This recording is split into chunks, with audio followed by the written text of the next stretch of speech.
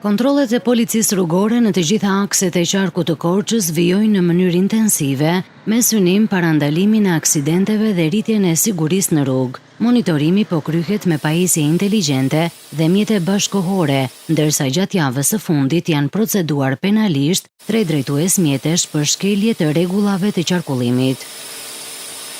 Në të njëjtën periudhë, efektivët kanë vendosur 759 masa administrative për shkelje të ndryshme të kodit rrugor. Mes tyre janë 127 masa për parakalime të gabuara, 274 për ndalim të gabuar, 32 për mosvendosje të kaskës mbrojtëse, 3 për drejtim në gjendje të dekur, si dhe masa të tjera për mosvendosje të ripit të sigurimit, mos respektimit të këmbësorëve dhe përdorimit të celularit gjatë drejtimit.